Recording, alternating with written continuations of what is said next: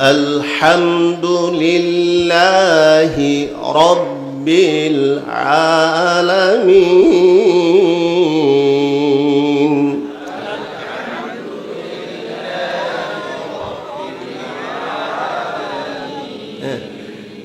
এগুলি বুঝান ছাড়া আমি মাসু করতে পারি না।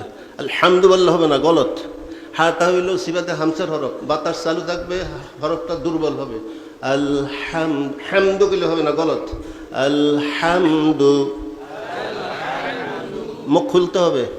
আলহামদু, হামিদা ইয়াহমাদু, হামিদা ইয়াহমাদু, হামদান, হামিদুন, আলহামদু। গায়ের জোর দিয়ে বললে হবে না, নিয়ম নীতি আছে, কিছু অসুল আছে, এগুলি আগে শিখতে হবে, জানতে হবে, তারপরে পড়লে ঠিক হবে। আলহামদু, মুখ খোলা থাকবে, হায়ের উপরে জবর, জবর অবস্থায় মুখ খোলা থাকে, দুই ঠোঁট ফাঁকা রাখতে হয়। ইনফিতাহি শাফাতাইন, জবর উচ্চারণের কায়দা কি? যখনই জবর ওলা হরফ আসবে, জবর হবে, হরফ হবে, মুখটা খোলা থাকবে, দুই ঠোঁট ফাঁকা রাখতে হবে। ঠোঁট লাগাই থাকলে, মুখ বন্ধ রাখতে জবরের সঠিক উচ্চারণ হবে না। আলহামদু লিল্লাহি রাব্বিল আলামিন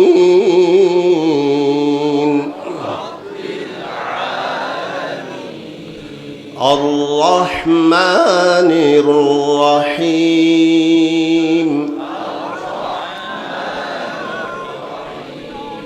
এই যে একজনে কইছে মানিউর রহিম, টান দিছে একটা লম্বা, এখানে এক আলিফ। আমরা সাধারণত জানি এক আলিফ মদ, কয় আলিফ? এক আলিফ মানে দুই হরকত, দুই হরকত পরিমাণ টেনে আদায় করতে হবে।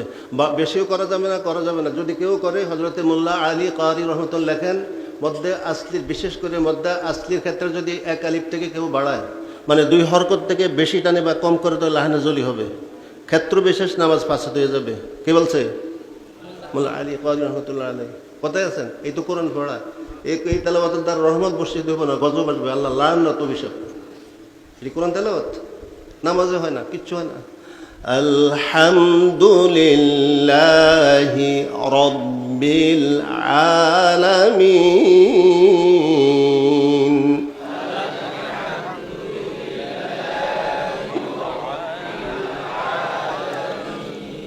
আর রহমানির রহিম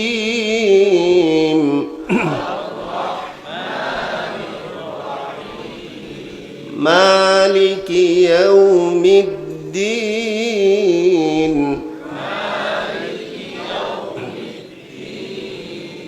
ইয়্যাকা না'বুদু ওয়া ইয়্যাকা নাস্তাঈন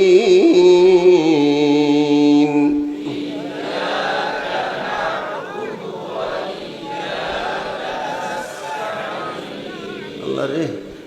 ইয়াকা এক শব্দ, না'বুদু ভিন্ন শব্দ, কানাবুদু না। ইয়াকা না'বুদু ওয়া ইয়্যাকা নাস্তাঈন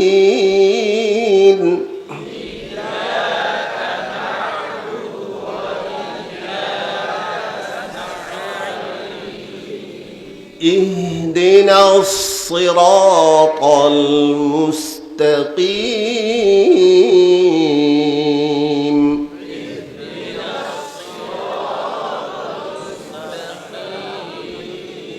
সিরাতাল লাযীনা আন'আমতা আলাইহিম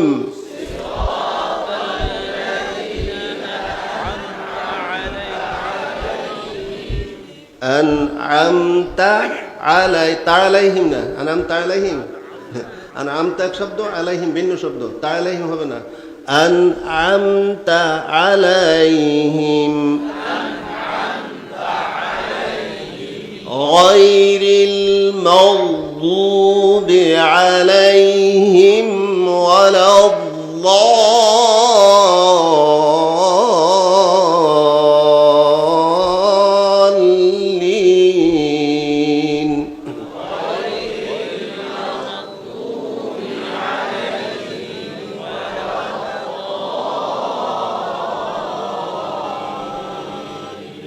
আমিন। সাদাকাল্লাহুল আযীম।